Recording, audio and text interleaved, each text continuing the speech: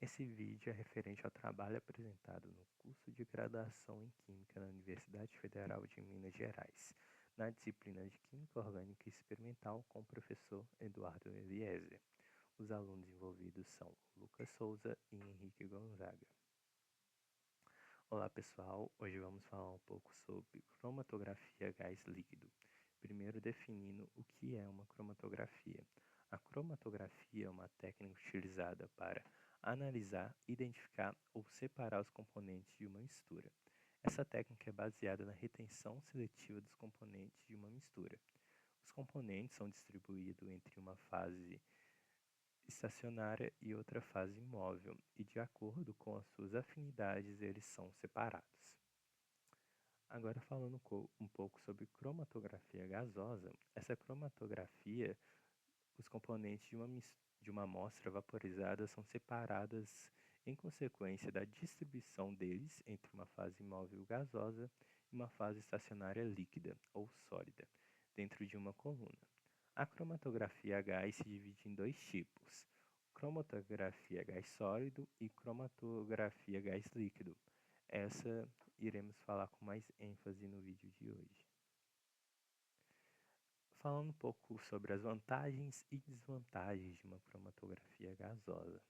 As vantagens são a rapidez em que os compostos podem ser analisados, o alto poder de separação, é possível fazer uma análise quantitativa, ou seja, quantizar a quantidade dos compostos dentro da mistura. Ela tem uma sensibilidade muito alta, não é necessário amostras com uma concentração alta, e também pequenas quantidades de amostras são suficientes para podermos fazer essa técnica. As desvantagens: as amostras precisam ser voláteis, os compostos têm que ser termicamente estáveis, eles não podem se decompor no meio da técnica, e também é preciso técnicas auxiliares para identificar os compostos. É uma técnica amplamente aplicada, que pode ser utilizada em diversas áreas. É muito utilizada em análises ambientais, com ela é possível identificar pesticidas, organoclorados e PCBs.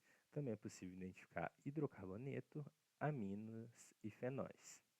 Também é utilizada na química forense e toxicologia. É possível utilizar a técnica para fazer dopings e identificar metabólicos de drogas. Também é possível utilizá-la em análise de alimentos, sendo possível identificar e separar ácidos graxos e triglicerídeos. É possível identificar compostos voláteis responsáveis por aromas e também açúcares e aminoácidos. E ele também é utilizado na análise de fármacos e pode ser aplicado na química industrial e na petroquímica também para identificar e separar compostos. Bom, falando agora um pouco sobre o funcionamento da técnica, né? Então, a separação das substâncias ocorre com base nas diferenças de interação entre os compostos da amostra e as duas fases envolvidas, sendo elas a fase móvel e a fase estacionária. Na fase móvel, um gás inerte transporta a amostra pela coluna. Esse gás podendo ser um gás hélio, nitrogênio, argônio ou hidrogênio. Já na fase estacionária, um líquido não volátil, revestido na parede interna da coluna, retém temporariamente os componentes da amostra. Os compostos que interagem menos com a fase estacionária percorrem a coluna mais rapidamente, enquanto os que interagem mais fortemente são retardados. No caso da cromatografia gás líquido, é um tipo específico de cromatografia gasosa, onde a fase estacionária é um líquido imobilizado sobre um suporte sólido dentro da coluna. Esse método é amplamente utilizado para separar e analisar misturas de substâncias voláteis. Bom, seguindo aqui com as etapas do processo, então primeiramente tem-se a introdução da amostra, onde a amostra é injetada no cromatógrafo através de um injetor. Se a amostra estiver no estado líquido, ela é rapidamente vaporizada dentro de um injetor aquecido, formando um gás. Em seguida, tem-se o transporte pelo gás de arraste. No caso, o gás inerte, que é a nossa fase móvel, vai levar os vapores da amostra para dentro da coluna cromatográfica. Continuando, tem a separação na coluna, Então, a coluna contém a fase estacionária líquida aderida a um suporte sólido inerte. Diferentes componentes da mistura interagem de maneira distinta com essa fase líquida, sofrendo mais ou menos retenção. Por exemplo, substâncias mais voláteis ou menos solúveis na fase estacionária saem mais rapidamente, enquanto substâncias menos voláteis ou mais solúveis demoram mais para eluir. Seguindo então tem-se a detecção, onde os componentes separados na amostra chegam ao detector, que vai gerar um sinal proporcional à quantidade de cada substância.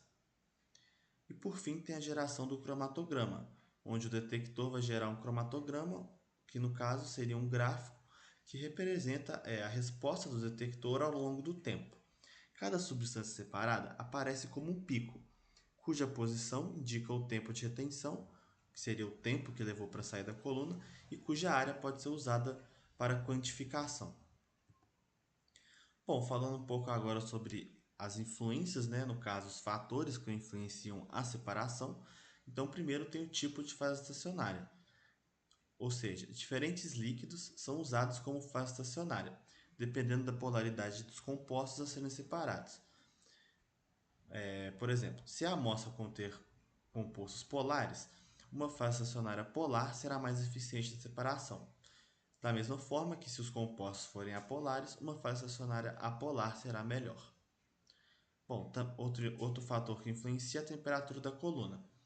Uma temperatura mais baixa retarda a ebulição dos compostos e melhora a separação, mas pode prolongar a análise. Enquanto uma temperatura mais alta reduz o tempo de retenção, mas pode diminuir a eficiência da separação. E por fim tem o fluxo do gás de arraste. Então, um fluxo rápido pode diminuir o tempo de retenção, mas prejudicar a separação, enquanto um fluxo lento melhora a separação, mas aumenta o tempo de análise. Bom, então essa foi a nossa apresentação.